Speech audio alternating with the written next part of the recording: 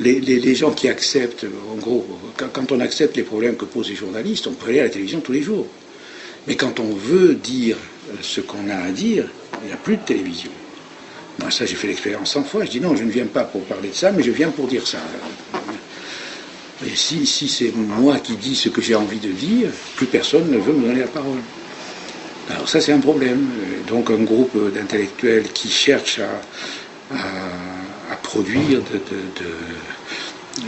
des problèmes nouveaux, pas nécessairement des solutions nouvelles, produire des problèmes nouveaux ou des manières nouvelles de poser les problèmes mal posés. Bon. Le problème qui se pose, c'est celui de l'accès au public, parce que personne n'en veut.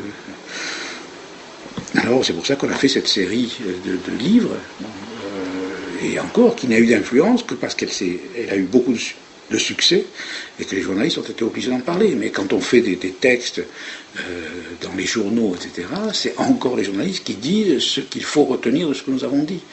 Alors on écrit 5 pages très compliquées sur le Kosovo. Ils vont faire des divisions en 2 catégories, ceux qui sont comme un journal, l'événement du jeudi, je peux le dire, c'est un journal diffamatoire qui fait une catégorie, les complices de Milosevic, dans lesquels je suis rangé, alors que je n'ai jamais prononcé le nom de Milosevic, etc.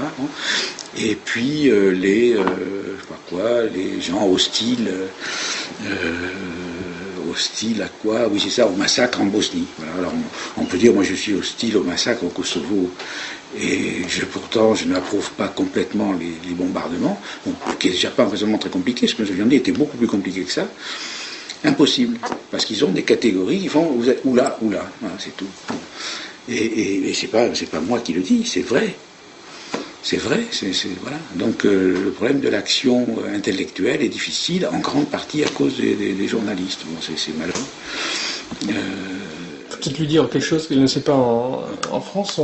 Certains médias font passer Pierre Bourdieu comme quelqu'un qui ne veut pas débattre, qui est antidémocrate et qui refuse le débat et derrière cela refuse la critique. Qu'on puisse critiquer son travail. Enfin, c'est l'idée qui essaie de faire passer un tas de journalistes. Ben oui, en particulier ceux qui m'invitent et à qui je refuse chez qui je refuse d'aller. Oui, c'est ça qui n'est pas pardonné. Mais c'était comment vous avez fait une émission à la télé aussi? Ah ben c'est arrivé, j'ai pas dit une fois pour toutes que j'irai jamais à la télé. J'essaie de n'y aller que quand j'ai quelque chose à dire et que je pense que j'ai des chances de pouvoir le dire, voilà. Mais parfois je me trompe. Je crois que je surestime mes chances de pouvoir dire quelque chose. Soit parce que j'ai pas le talent qu'il faudrait pour me débrouiller dans la situation, soit parce que les conditions sont très difficiles et que personne ne veut entendre ce que j'ai à dire. Donc, mais j'y vais très peu. Mais le principe, c'est quand même de n'y aller que quand je peux dire ce que je veux. Voilà. Alors l'émission que j'ai faite là sur la télévision, c'est l'émission où j'étais tout seul devant la caméra, personne ne m'emmerdait, personne ne me posait des questions. C'est pas pour moi l'idéal de la télévision. J'aimerais mieux avoir une discussion avec un type, je sais pas si on me dit vous allez parler avec Chomsky demain, d'ailleurs je vais le faire.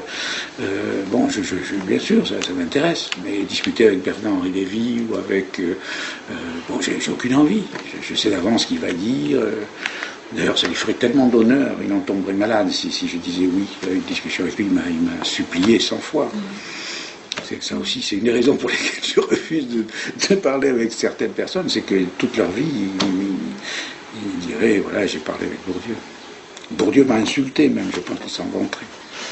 Bon, ça c'est très arrogant, mais c'est vrai. Voilà. Il le sait, lui, que c'est vrai.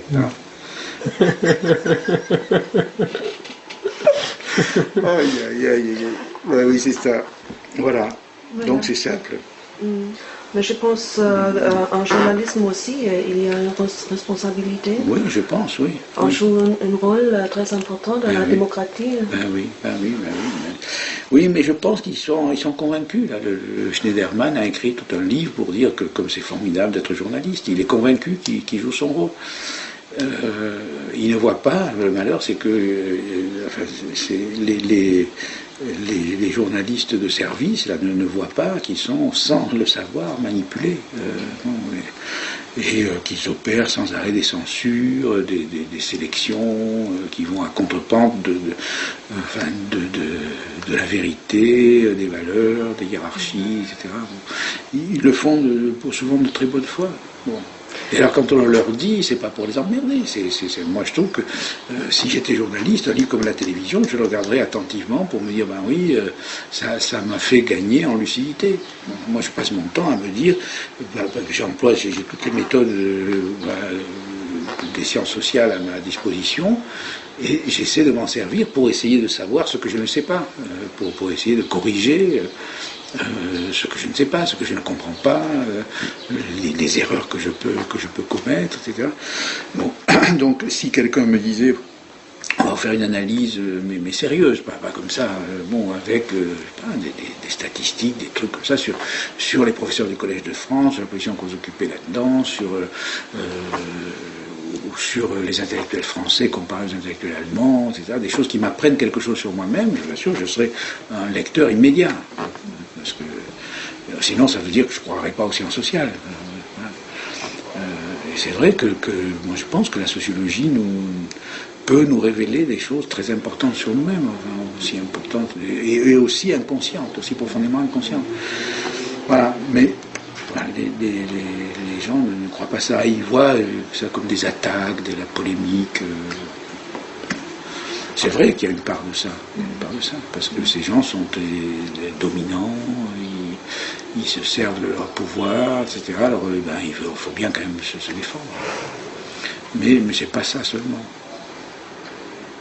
Alors c'est au moment où j'étais en train de tourner le documentaire sur Pierre Bourdieu que Daniel Schneiderman a publié un livre où il s'en prenait assez violemment à lui. Alors ce qu'on voit justement dans ces critiques, c'est que c'est développé une profession d'une certaine façon aussi de médiologue, avec des gens de très haute qualité intellectuelle, des Bourdieu, des Régis Debray, je dirais même presque des Godard, parce que à la limite son regard sur la télévision c'est aussi un regard différent, et qu'en fait vous avez l'impression d'abord il la regarde assez peu et qu'il la juge assez mal, quoi, qu'il juge assez à côté au fond d'une certaine façon. J'aimerais pas qu'on les mette tout à fait dans le même sac, parce que par exemple quelqu'un comme Régis Debray, quelqu'un qui a développé une vraie vision des médias et qui a des intuitions très intéressantes sur la place de l'image, sur les médias, à la différence de Bourdieu, dont j'estime au total la réflexion assez pauvre sur le sujet.